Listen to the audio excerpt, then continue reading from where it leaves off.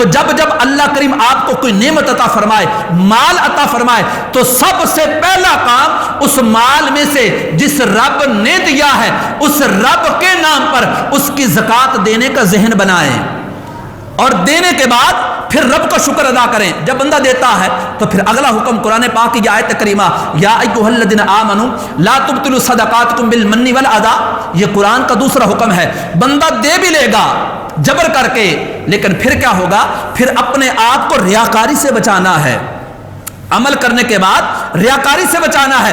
اگر تو نے دیا اور دینے کے اندر دکھاوا کر دیا کہ جناب میں زکوٰۃ دینے والا ہوں، میں نے اتنی زکوٰۃ دے دی، میں نے فلاں غریب کو زکوٰۃ دی، میں فلاں غریب کو ہاں تعدی سے نعمت کے لیے الگ بات ہے، لیکن اگر دکھاوے کی نیت ہے تو پھر یاد کر قرآن پاک کی اس آیت کریمہ، وقت میں اتنی گنجائش نہیں ہے ورنہ اس آیت کریمہ کا ترجمہ بیان کرتا کہ رب فرماتا ہے اگر تو مال دیتا ہے لیکن لوگوں کی نظر کر دیتا ہے، ریاکاری کی نظر کر دیتا ہے، یا ایھا الذین آمنوا لا تبطلوا صدقاتکم بالمن والاذی، پھر یہ تیرا صدقہ باطل ہو جاتا ہے۔ اور باطل کیسے ہوتا ہے؟ قرآن پاک کی اس آیت کریمہ بیان فرما گیا جس طرح ایک پہاڑ ہے، اونچا پہاڑ ہے، اس کے اوپر مٹی پڑی ہے، پہاڑ کے قرب و جوار میں مٹی نظر آئے گی، اونچی جگہ پہ مٹی نظر آتی ہے، لیکن اس مٹی پر جب بارش برسے تو وہ مٹی ساری زائل ہو جاتی ہے، وہ مٹی ساری اس پہاڑ کے قرب و جوار میں پھیل جاتی ہے، اس کا نام و نشان تک ختم ہو جاتا ہے۔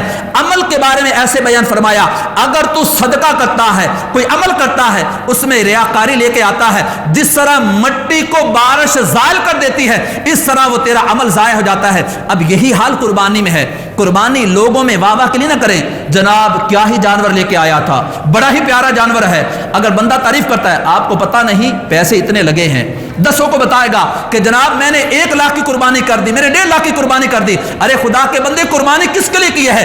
اگر اللہ کے لیے کی ہے تو پھر اوروں میں ریٹ بتانے کی تجھے کیا ضرورت ہے؟ قربانی کا حکم سب سے اچھا فربا اور خوبصورت جانور لے کے آئیں، اور لا کر جب اس کو قربان کریں تو پھر بھی یہ کہیں مولا میں نے اس کا حق ادا نہیں کیا۔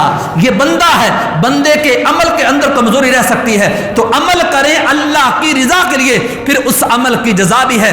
اگر عمل کریں لوگوں کے لیے تو پھر بھلے قربانی کر لیں، بھلے زکوٰۃ دے دیں، بھلے غریبوں کے اب جتنی مرضی مدد کر دیں، اگر اس میں ریاکاری آ گئی تو عمل ضائع ہو جائے گا۔ تو عمل کرنا بھی ہے، عمل کو بچانا بھی ہے۔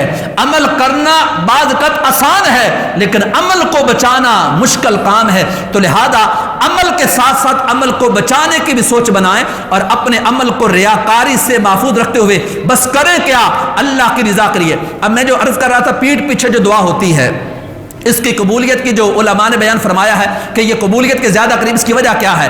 پیٹھ پیچھے جب دعا کی جاتی بندہ سامنے نہیں ہوتا، بندہ کہیں اور ہوتا ہے، کوئی پتہ نہیں کہ کون رات کی تنہائیوں میں میرے لیے دعا کر رہا ہوتا ہے۔